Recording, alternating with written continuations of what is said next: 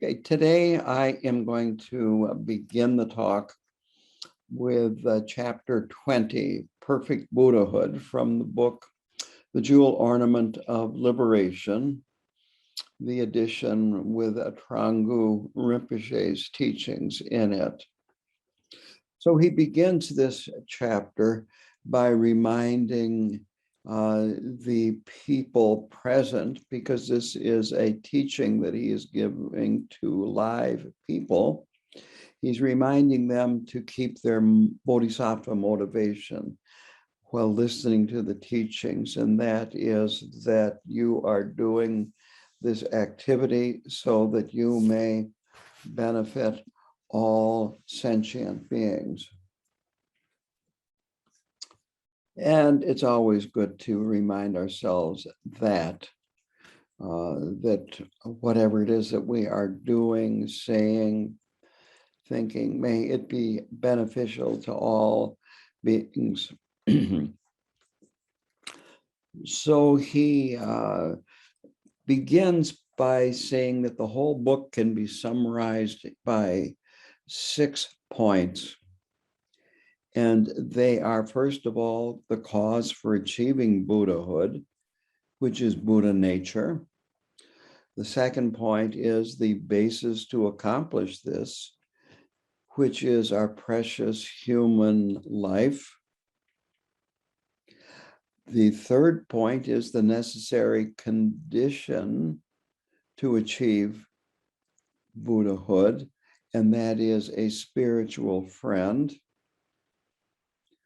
Point 4 is the means to accomplish the goal are the instructions received from the spiritual friend. The fifth point is the result of following 1 through 4, and that is the 3 kayas. And then the 6th point is a Buddha activity, which will be in the last chapter, and I expect to get to that tonight too. So tonight we're going to talk about the results of following these first 4 points, the 3 kayas, the 3 bodies of the Buddha. So Buddhahood has 2 aspects, purity and realization. This chapter is an examination of these 2 main aspects. So the first of these 7 points is the nature of Buddhahood. And he spends a lot of time discussing worldly activities and spiritual activities. And some masters feel that spiritual activities are very different from mundane or worldly activities. Trangu Rinpoche, on the other hand, feels that they may appear different on the surface. They may look like 2 very different things, 2 very different goals, and so on and so forth. But he feels that both are aiming at finding happiness and goodness, and then trying to eliminate suffering and problems and difficulties. So he says, quote, if we call happiness and goodness qualities and suffering and problems defects, then we will find that the objective of spiritual life and the goal of ordinary life are similar. So if we apply, you might say, that lens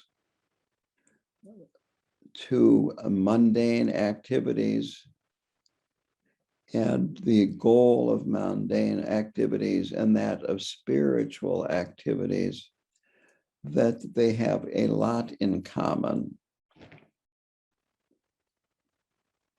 So the nature of Buddhahood is the complete qualities of freedom and realization. So the freedom is free of all mistakes and confusion. And all the qualities of understanding are completed and realized.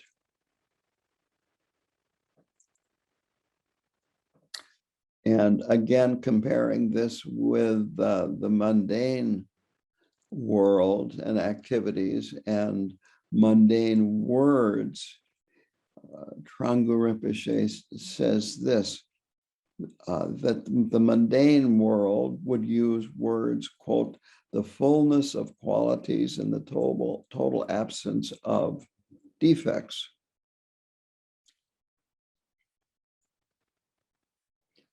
So in the mundane world, we are trying to attain or obtain freedom from making mistakes. Sometimes you might say we obsess about being perfect, but we want to minimize our mistakes and any kind of confusion that we have in terms of mundane, ordinary, worldly things. And again, we don't want to have difficulties when we're going about our ordinary, mundane life. We like it when our car does not break down and leave us stranded. We like it when it rains and the roof doesn't leak. And when we turn on the lights go on, and so forth. So he then looks at the different ways of the mind of a Buddha. And now actually it is beyond description. But if we're going to talk about it, we have to use words and concepts. But the actual mind of a Buddha is beyond words, beyond concepts. Khenpo Karthar Rinpoche said a number of times, I heard him say, and this again is a very standard analogy, that when you experience the nature of mind, it is like a person that cannot speak, that experiences sugar. They know that they are experiencing sugar when they taste it, but since they can't speak, they can't say anything about it.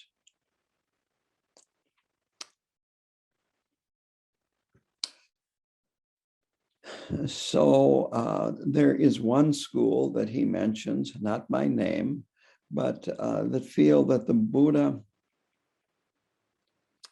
does not have cognizance, that when a being becomes fully enlightened, it is like annihilation of a cognizance. It's like a candle flame being blown out. Now, this refers to ordinary cognizance, the cognizance that we are all very, very familiar with. The cognizance that is totally permeated with self and other dualistic perception.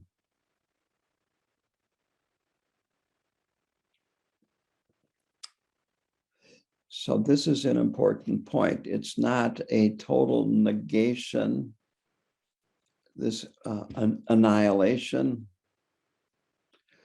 And so a Buddha's cognizance is free of this duality of attraction, repulsion, of, in Trungpa Rinpoche's words, very coarse forms of thought.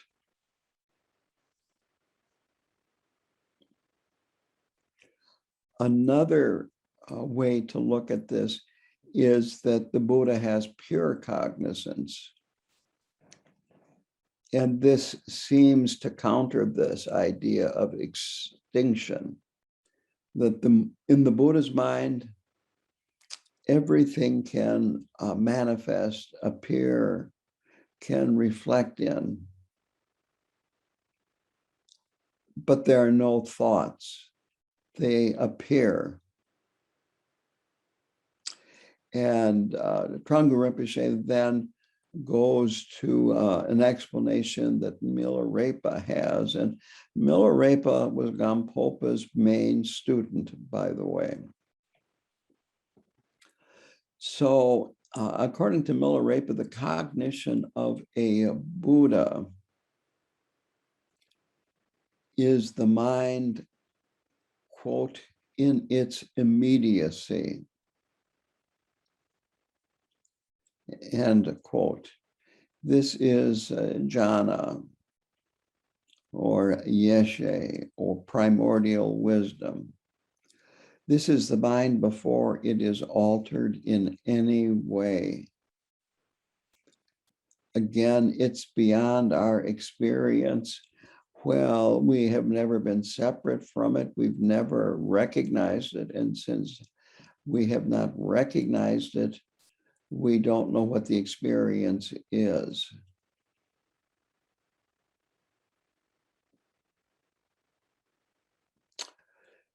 Trungpa mentions that we don't see the true form of mind, and therefore we can't let it be. We alter it.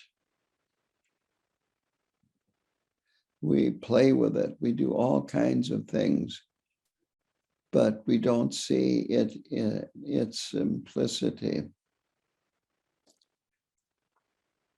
So mind, this mind of a Buddha can only be understood by seeing it directly, seeing its own nature directly. And there are a lot of different words that are used in this area. One, it is that naked awareness. It is resting in the mind's own nature. If you look for your mind and do a thorough investigation, you'll discover that you cannot find it anywhere. But on the other hand, you can experience it.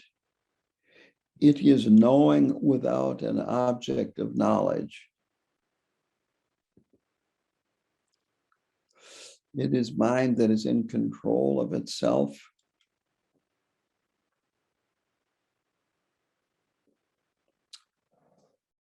So this is how Milarepa explains this nature of mind, of the Buddha's mind. So with the completion of purification and realization, there is an omniscient form of cognition. The term original clarity is used.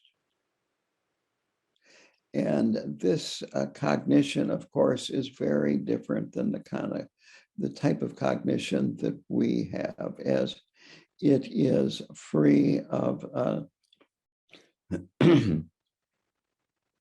an experiencer, something to experience, and then the experience itself, an other, self, other, and then an experience that happens between self and other. These are called the three wheels, by the way, and they're present in ordinary cognition.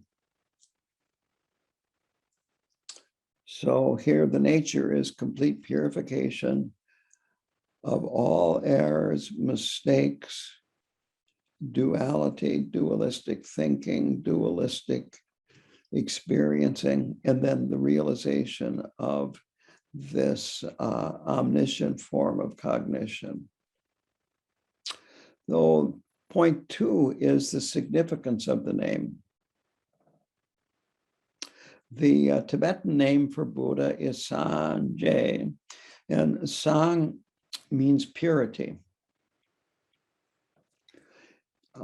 Also, it can mean awakened or purified. Purity, purified, awakened. So to become a Buddha, one's mistakes need to be removed. And of course, the mistakes are internal, not external. External phenomena are not the problem, although frequently we ordinary beings feel that if we just cleaned up the world, then we would have no trouble resting in the nature of mind. And here, Trungpa Rinpoche likes the American word awakened, or cleared away of mistakes, rather than to remove or to purify.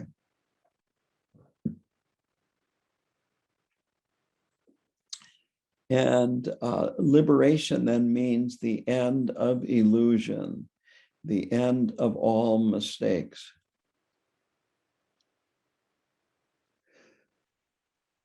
As was mentioned in a number of earlier chapters, what happens is that we have, the analogy is that we have seen a rope and mistaken it for a snake. Now we see that it is not a snake, it is just a rope. And we never make that mistake again. We always see the rope as a rope. Now, Ge, the second syllable of the word Sanjay, the Tibetan word for Buddha, this means fully expanded. That here all the qualities and wisdom are fully expanded. It is complete realization.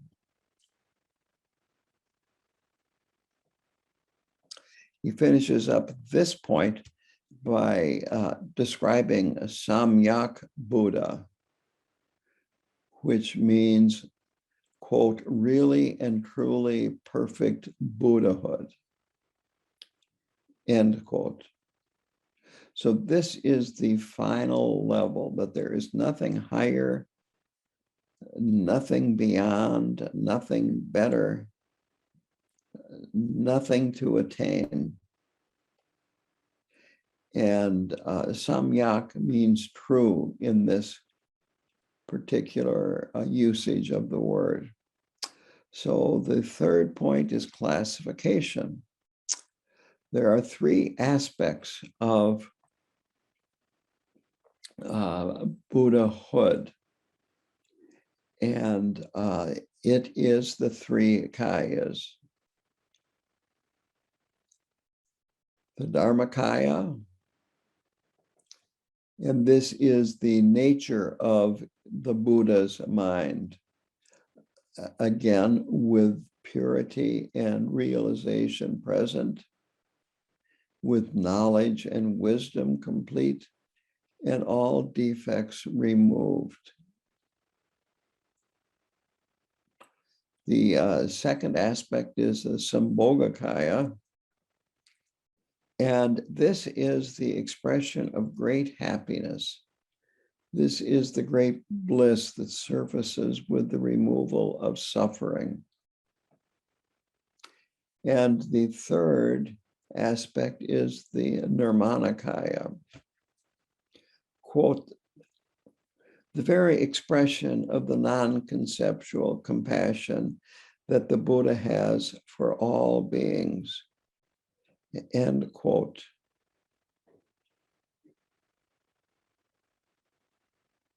Trungpa Rinpoche mentions the 12 deeds of the Buddha, helps explain the Dharmakaya. But he himself does not explain the 12 deeds of the Buddha. And as a result, I'm not going to go into that at this time either.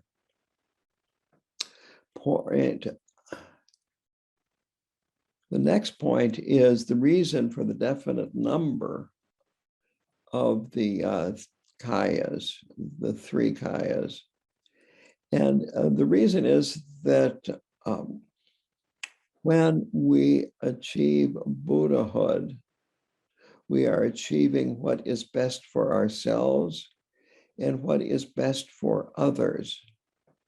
The Dharmakaya benefits oneself only, because the Dharmakaya cannot be experienced directly by other beings. So this is the ultimate achievement for one's own benefit. The other 2 kayas are called form kayas.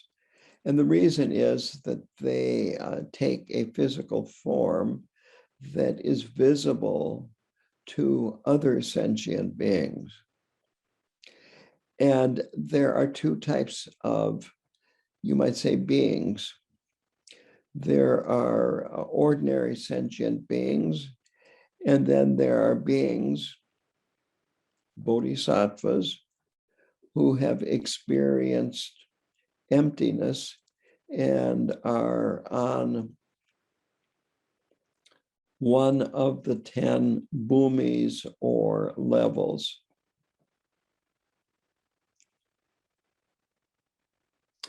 So the Sambhogakaya manifests for the benefit of beings that are on the 10 bhumis. These are considered pure beings. And then the Dharmakaya, which is the gross physical form of the Buddha, this manifests for the benefit of impure beings.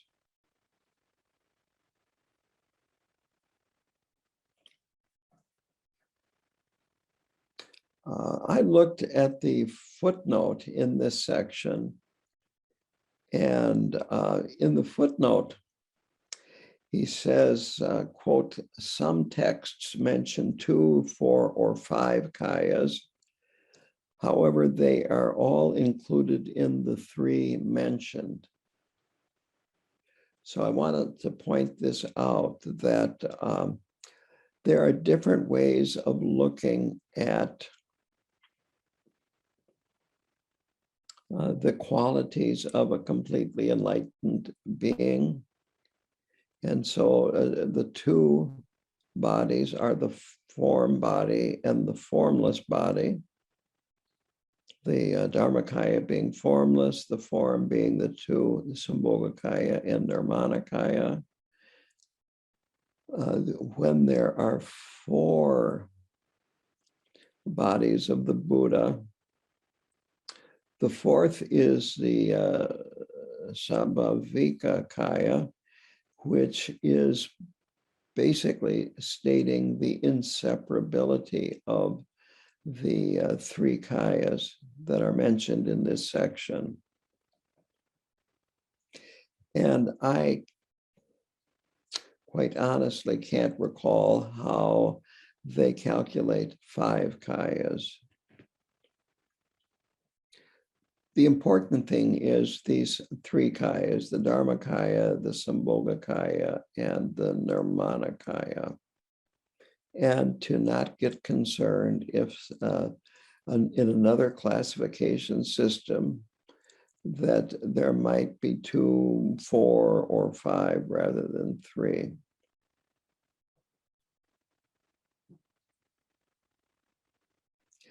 Personally, I think this is an important point about Tibetan Buddhism, is that we can get very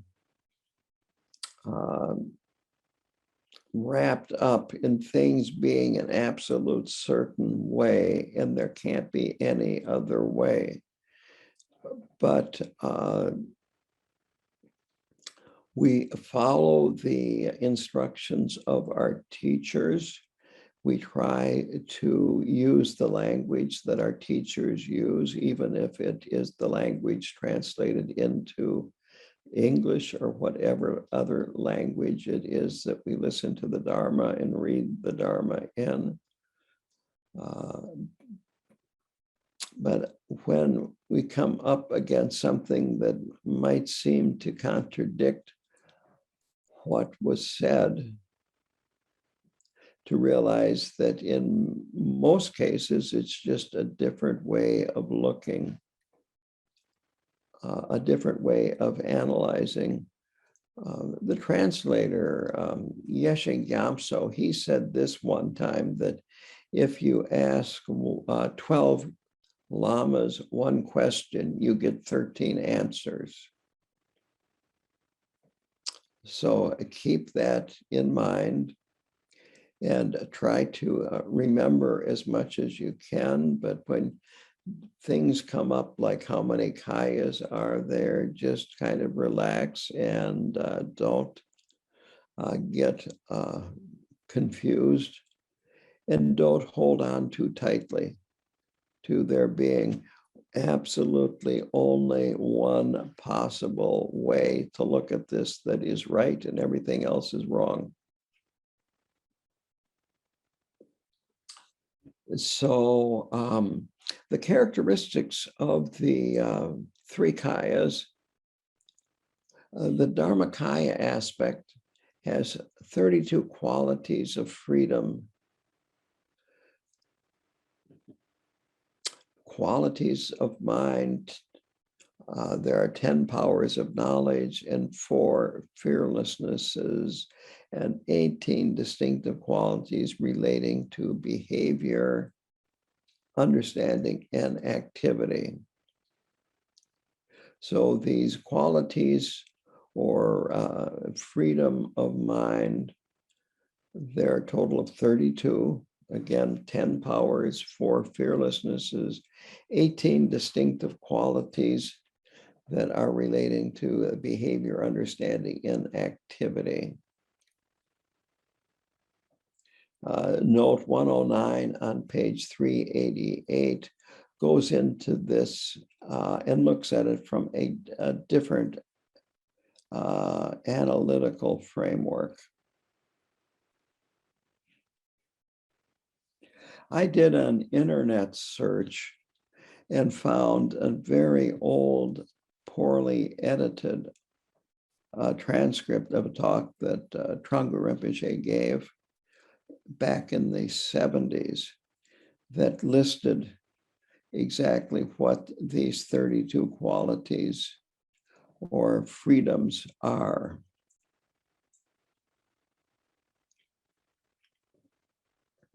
So the form body manifests for the benefit of others, and it has also 32 qualities. They're called 32 major marks.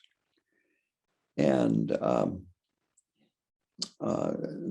there are also the 80 minor marks. And I'm not going to go into the 80 minor marks, but the 32 major marks refer to things such as the Buddha had the sign of a wheel on the soles of his feet. He had blue eyes, and he had this protrusion on the top of his head. He had elongated ears. These were not something that artistic license, let's use that phrase. This is not about artistic license that he had these features physically, and they came when he attained enlightenment. The next is special traits of these 3 bodies of the Buddha. So these 3 special traits are the same for all Buddhas. The first one is equality. And what this means is that the Dharmakaya of the Buddha is the same for all Buddhas within the Dharma Dhatu, that there are not separate Dharmakayas.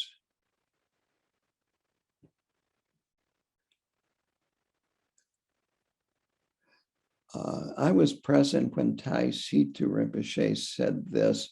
This was about a slightly different, an answer to a slightly different question. The question was, is there one mind, or is it many individual, infinite number of individual minds?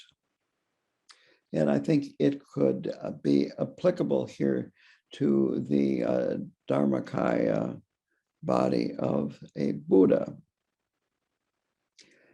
And the answer was that if it was one mind, when the Buddha became enlightened, we'd all become enlightened.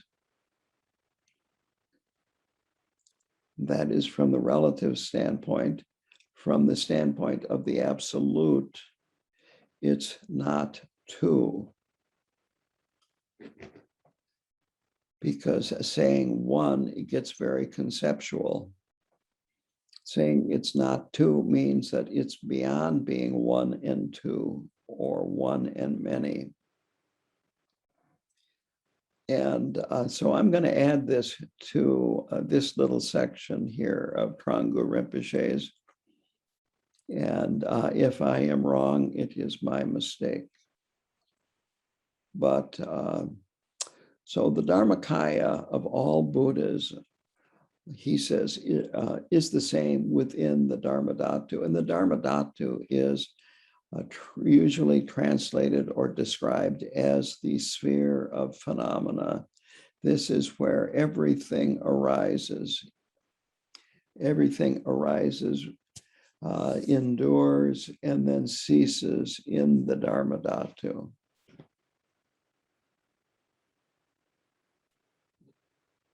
So in terms of equality in the Sambhogakaya, the mind and the intentions of all Sambhogakaya Buddhas are the same. This is a mind turned towards the good of all and understands the true nature unmistakenly. The Nirmanakaya, then the activity is the same, which is motivated by freeing all sentient beings from samsara. So that was the trait of equality. The next trait is permanence. So the Dharmakaya has no beginning, no end, no middle. It is permanent by nature. The Sambhogakaya is permanent because it never disappears or dies. Now, the Nirmanakaya activity goes on continuously, even though the body discontinues. That was the word he used, I believe, was discontinues. So the activity is continuous, it's permanent. And then the third aspect is appearance. So Dharmakaya, only the Buddha experiences the Dharmakaya.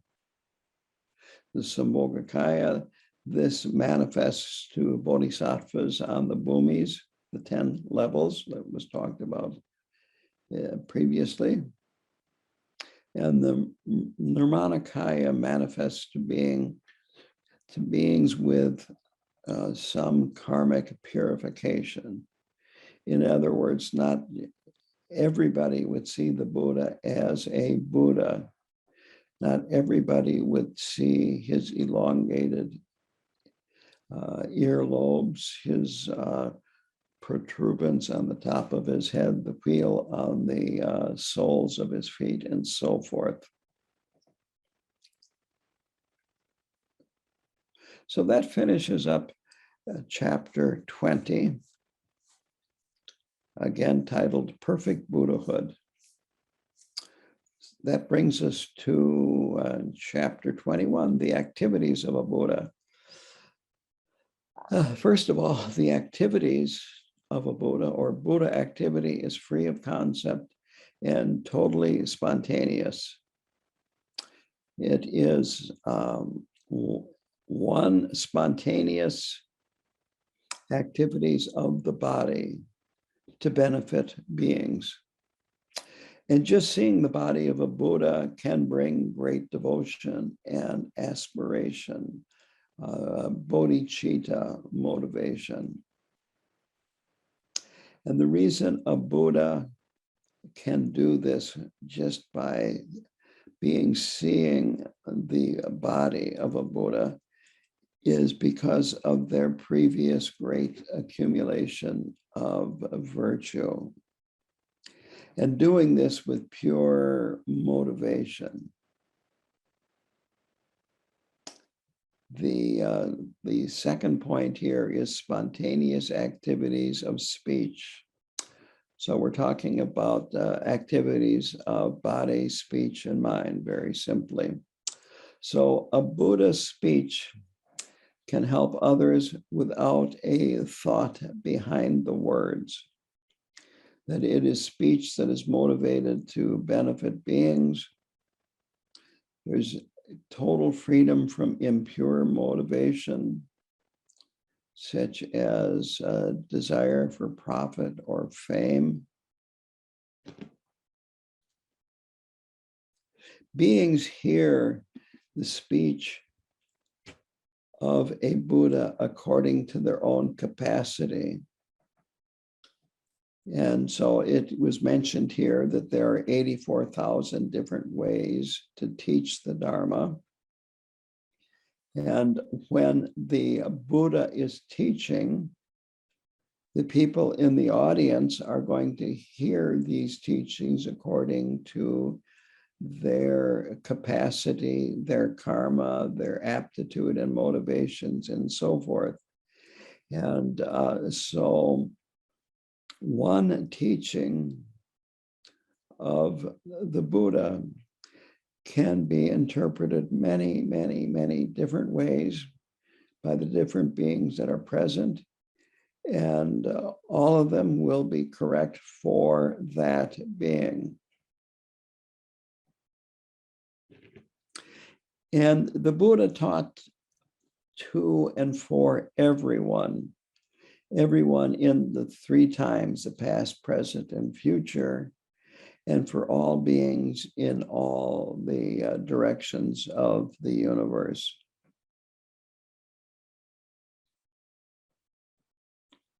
Now, the final point in this section is the spontaneous activities of the mind to benefit beings. So the Buddha has pure motivation, pure thoughts. This is due to countless lifetimes where he or she focused on the welfare of beings and gradually traveled the path and attained realization. This is why a Buddha has pure motivation, pure thoughts, and so forth. And these activities of mind, again, are spontaneous. It's not calculated. It's not following a plan, and so forth. So this chapter was quite brief. And then that ends the book, but he has a short little conclusion, which are Trungpa Rinpoche's final thoughts about this book and the talk, the series of talks that he gave on this book. So this book is an expression of Gampopa's realization. that this book is a classic. It is studied and has been studied since it was written by students over and over and over again. After this comes a summation of all the different sections of the book and the main points. And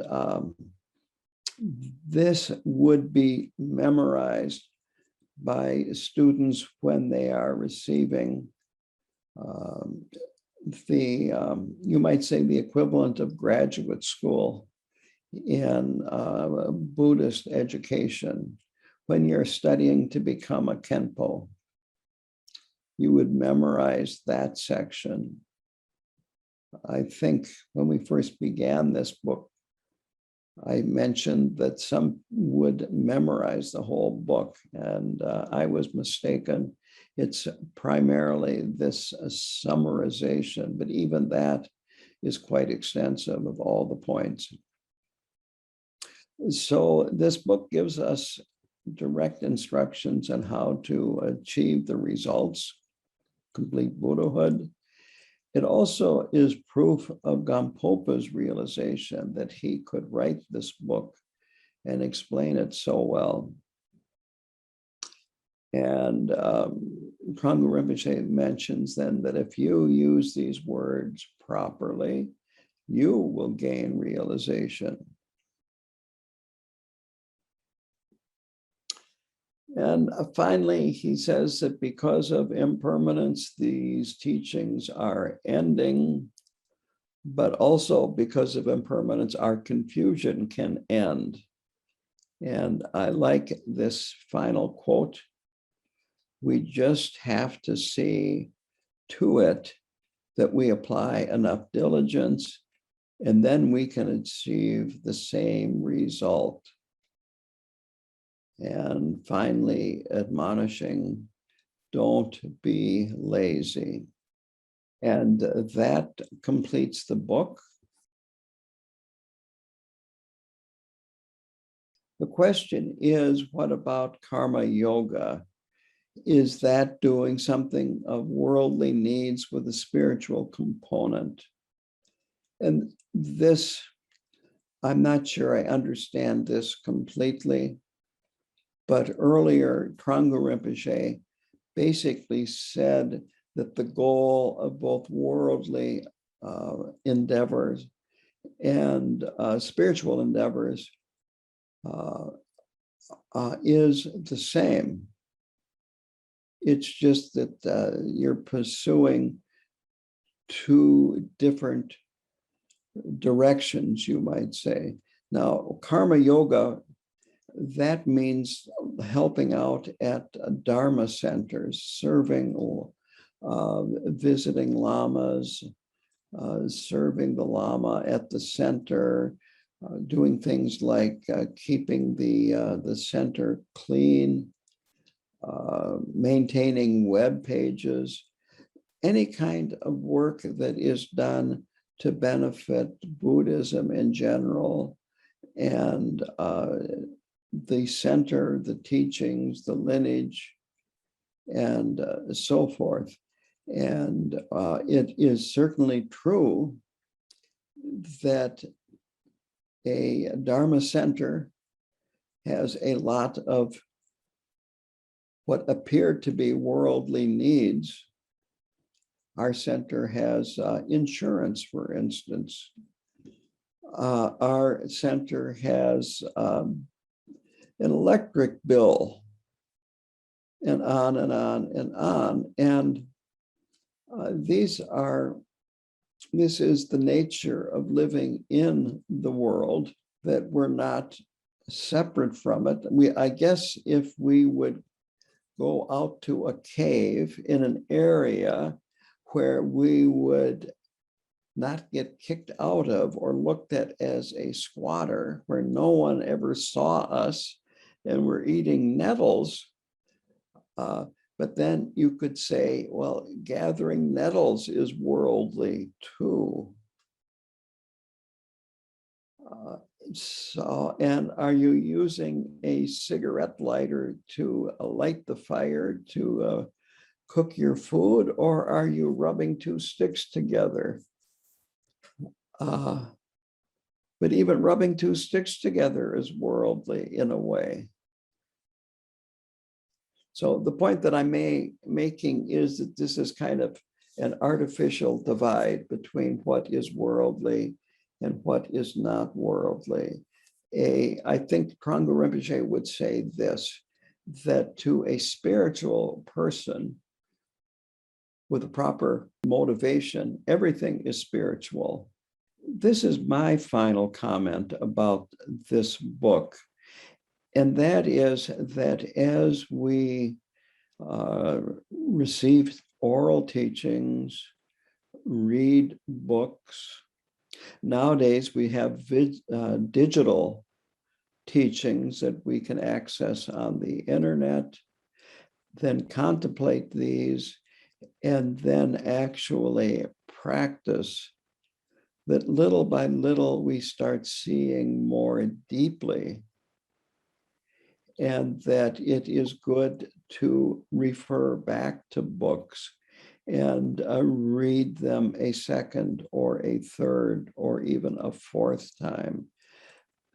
That a mistake is to think the reason why I haven't traveled along the path further than I have is I haven't read enough books, or I haven't found the right book. And the point is to study what you have over and over again, and gradually your understanding deepens and you start seeing more clearly. Rita Gross used the phrase self-secret. And I like to use the example of Shakespeare. When I first came in contact with Shakespeare, it was like, what is this? This is not cool for a 10-year-old.